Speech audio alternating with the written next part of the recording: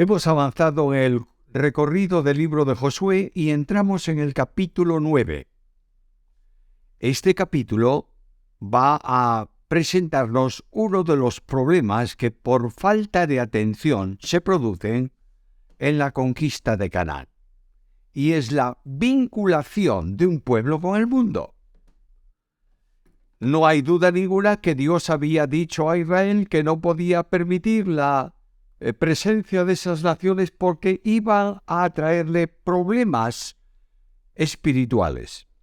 La conquista de la tierra ilustra la victoria que Cristo da a su pueblo, haciéndolo ir de triunfo en triunfo.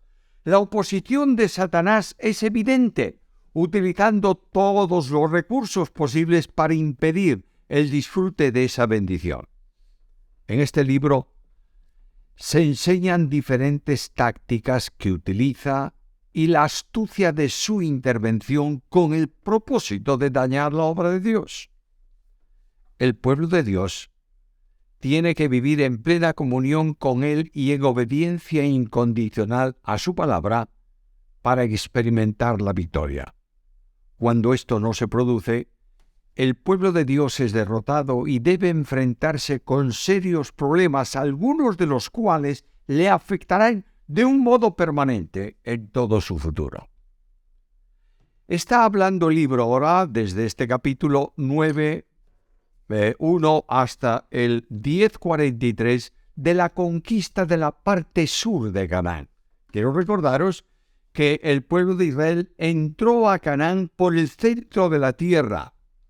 Y una vez que conquistó Jericó, y ahí inmediatamente van a entrar en la conquista de la parte sur y luego irán a la conquista de la parte norte. El capítulo va a hablarnos de un pueblo, los Gabaonitas, y de la astucia que ellos utilizaron para librarse del exterminio como los otros pueblos de Canaán. Esto es indudablemente una estrategia de Satanás. Capítulo 9, versículos 1 y 2. Cuando oyeron estas cosas quiere decir la conquista de Jericó y de Ai, cuando oyeron estas cosas, todos los reyes que estaban a este lado del Jordán, así en las montañas como en los llanos y toda la costa del Mar Grande delante del Líbano, los heteos, amorreos, cananeos, fereceos y jebuseos, se concertaron para pelear contra Josué y contra Israel. Una estrategia que Israel no conocía. La manifestación, la concentración de un ejército poderoso para llamar la atención de Israel. No son las ciudades aisladas, es una verdadera federación. ¿Cuál es el propósito de esas fuerzas? El versículo 2. Se concentraron para pelear contra Josué y contra Israel. El propósito constante de Satanás es este. En Edén peleó contra el Señor derrotando a los suyos. En otras muchas ocasiones de la historia de Israel, ahí están los libros del Pentateuco, ocurrió lo mismo. Así también en este tiempo. Nuestra lucha no es contra carne y sangre. Cuando avance el tiempo y llegue el final de la historia, Satanás utilizará eso mismo para levantarse contra Dios y contra su plan. Hoy la astucia de Satanás consiste también en amedrentar a los creyentes, poniendo aparentemente grandes peligros ante ellos para que la acción de alcanzar con el Evangelio y extender el reino se detenga. Él atrae la atención a lo que pudiera ocurrir y consigue hacer que se desentiendan otros frentes por donde él va a atacar. La astucia de Satanás la tenéis en los versículos 3 al 6. Introduce aquí un nuevo elemento. Observa el versículo 3. Más los moradores de Gabaón. Aquí hay un pueblo que va a utilizar una estrategia especial en relación con Israel. E Israel, que no está preparado para un encuentro con una federación de reyes o de naciones y de pueblos, Israel tampoco está preparado para este encuentro con los gabaonitas porque su atención está en otro asunto. Satanás presentó delante de ellos un conglomerado, una federación de ejércitos que lo tienen preocupado y no se ocupan de un pequeño grupo de personas que vienen a dialogar y a ofrecer o a pedir un pacto. No podemos olvidar que Satanás se disfraza para engañar. Y Satanás finge, versículo 4, usaron de astucia, pues fueron y se fingieron embajadores. Tomaron lo viejo para falsear la verdad del tiempo y utilizaron la mentira de Satanás. Versículo 6, la primera parte, vinieron a Josué al campamento en Gilgal y le dijeron a él y a los de Israel: nosotros venimos de tierra muy lejana. El objetivo de Satanás es muy simple. Segunda parte de ese versículo: haced pues ahora pacto, alianza con nosotros. Una actuación semejante en el tiempo presente. Satanás introduce elementos nuevos en su lucha para que los creyentes no estén preparados y atiendan aspectos puntuales de la preparación diabólica contra la Iglesia. La solemne advertencia de la Escritura es clara: sed sobrios y velad, porque vuestro adversario el diablo como león rugiente anda alrededor buscando a quien devorar. Primera carta de Pedro, capítulo 5, versículo 8. Satanás se disfraza como ángel de luz para poder tener un acceso fácil y presentar su engaño sin que sea advertido como el enemigo que viene. Viene como un mensajero divino y lo hace para introducirse en el pueblo de Dios. Se presenta incluso como un elemento de ayuda frente a la coalición enemiga. Haced pacto con nosotros. Eso mismo ocurre en su propósito hoy. Haced alianza con nosotros. El mundo presenta a la Iglesia alianzas políticas. Podemos ayudaros. Alianzas familiares en forma de matrimonios mixtos. Alianzas espirituales en un ecumenismo que no es bíblico. Nadie que está en correcta relación con Dios y en obediencia a su palabra puede tener interés en pactos con los no creyentes, y mucho menos unirse a ellos en la misma fe. La Iglesia debe desconfiar de aquellos que buscan pactos. ¿Cuál es el discernimiento del pueblo, no de los líderes? Mirad el versículo 7. Y los de Israel respondieron a los heveos: quizá habitáis en medio de nosotros. ¿Cómo pues podemos hacer alianza con vosotros? Hay motivos para desconfiar. Si aquellos que venían, como ellos decían, procedían de un lugar tan lejano que no había necesidad de hacer ningún pacto, porque Israel no estaba empeñado en conquistar más que la tierra de la promesa. No iba a extenderse a otros lugares de la tierra. No era necesario un pacto con pueblos a quienes Dios no había incluido en sus planes para Israel. Por eso el pueblo llano, tiene un razonamiento muy preciso. Segunda parte del versículo 7. Tal vez habitáis en medio de nosotros. ¿Cómo pues podemos hacer alianza con vosotros? En medio, porque la tierra era ya de Israel. Por tanto, por fe, era necesario echar de en medio de la tierra a los enemigos que estaban ocupando lo que Dios les había dado a su pueblo. La conquista de la tierra es en sí una limpieza de lo que Dios les había ordenado. Y Dios había prohibido alianzas con estos pueblos. Dios había establecido una clara prohibición: no te juntarás a ellos, no tendrás relación con ellos, no darás tus hijos a sus hijas o tomarás de sus hijas para tus hijos. quedaba prohibido el ejercicio de la misericordia con ellos. Deuteronomio capítulo 7, versículo 2. Tenían que eliminarlos, sacarlos de medio, destruirlos totalmente.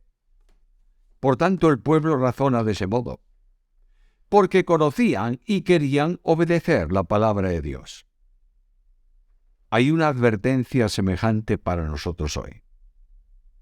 Dios exige una separación del mundo y de sus cosas. El creyente tiene que amar y obedecer la palabra de Dios. La necesidad de conocer la Escritura por todos en un momento como el actual es crucial. Una de las grandes necesidades es no solo conocerla, sino obedecerla.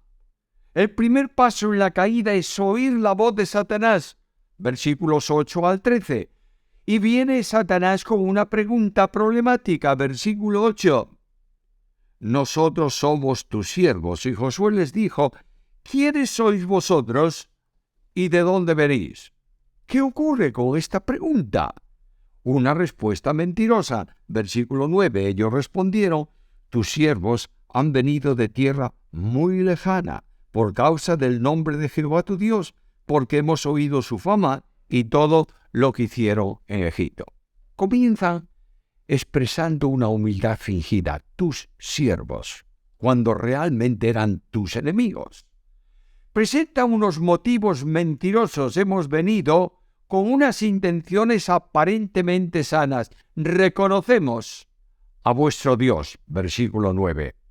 Aceptaban su poder, lo que él hizo en Egipto y en el desierto. Mira el versículo 9, la última parte. Hemos oído su fama y todo lo que hizo en Egipto y todo lo que hizo a los dos reyes de los amorreos que estaban al otro lado del Jordán. Sin embargo, no mencionan ni un solo hecho ocurrido en Canaán. Se presentan como embajadores por causa del nombre de Jehová, pero son cananeos disfrazados. Hay evidencias mentirosas para hacer dudar al pueblo de Israel: pan endurecido, cueros rotos por el uso, vestido y calzados estropeados. ¿Cuáles son los objetivos de ellos? Segunda parte del versículo 11. Nosotros somos vuestros siervos. Haced ahora, ¿qué? Pacto, alianza con nosotros. Vienen como conociendo a Jehová, lo mismo que Israel. Insinúan que podían combatir juntos. Hablan de ayudarles. El mismo lenguaje del ecumenismo no bíblico del día de hoy. Tenemos todos el mismo Dios. Dejemos a un lado las pequeñas diferencias. Edifiquemos juntos. Un engañoso concepto de lo que es la unidad de los creyentes está en el ecumenismo no bíblico. Dios no llama a hacer lo que está hecho, la unidad del Espíritu. La unidad de la Iglesia es espiritual y no externa. La unidad se produce por el Espíritu Santo, no por el ecumenismo del hombre. La unidad está vinculada a Cristo. Y este es un enorme desafío para el creyente de hoy. Los valores cristianos tienen que ser resguardados celosamente, porque no son de los cristianos. Son valores de Dios expresados en la Biblia. Se tiene que guardar la unidad del Espíritu en el vínculo de la paz. Efesios 4:3. El segundo paso en la caída es que no consultaron a Jehová. Versículo 14. Los hombres de Israel aceptaron sus provisiones sin consultar el oráculo de Jehová. Tomaron sus provisiones en señal de comunión con ellos. Es una decisión humana que se toma sin oración. El hombre no tiene en sí discernimiento suficiente y es fácilmente engañado. Dios había establecido que Josué le consultara, Números 27-21. De igual manera, en el caso de Ai, no consultaron al Señor y no habían aprendido la lección todavía. El tercer paso en la caída es que hicieron alianza con ellos. Versículo 15. Vamos al texto bíblico. Josué hizo paz con ellos y celebró con ellos alianza, concediéndoles la vida. También lo juraron los príncipes de la congregación. Satanás ha conseguido su propósito. Ha metido un grupo extraño en medio de la congregación de Israel. Ha conseguido que los enemigos de Dios se mantengan por una alianza en medio del pueblo de Dios. Todo va a ser más difícil de ahora en adelante para derrotar a los pueblos de Canaán. Esto es semejante a la historia de la Iglesia. Satanás consigue su propósito en muchas ocasiones. ¿Cuáles son las consecuencias? Leedlas en los versículos 16 al 27. Hay un despertar doloroso. Versículo 16. Pasados 3 días, después que hicieron alianza con ellos, oyeron que eran sus vecinos y que habitaban en medio de ellos. Una alianza que obliga a mantenerla por quebrantar la voluntad de Dios. Les habían jurado por el Señor, no podían quebrantar el juramento. Israel debería soportar la presencia de extraños en medio del pueblo. Esto trajo un problema grave posteriormente, 400 años después, cuando Saúl quiso matar a los gabonitas con el problema generado por quebrantar este juramento. ¿Qué ocasiona en el pueblo? Segunda parte del versículo 18. Y toda la congregación murmuraba contra los príncipes. El liderazgo es puesto en evidencia. La posición en que es colocado el enemigo es clara. Versículo 23. Ahora pues, maldito sois y no dejará de haber de entre vosotros siervos y quien corte la leña y saque el agua para la casa de Dios. Bueno, así trataron a los enemigos, no los mataron, los pusieron a trabajar. Hay una situación similar en la Iglesia. En ocasiones se necesita más tiempo que 3 días para descubrir a los falsos creyentes introducidos por Satanás en la congregación. La Iglesia ha de soportar la presencia de extraños y sufrir las consecuencias de su infidelidad y de sus errores. La carne que ha introducido el mal no tiene cosa más urgente que hacer sino desembarazarse de las consecuencias que le molestan. Pero el camino de Dios es distinto.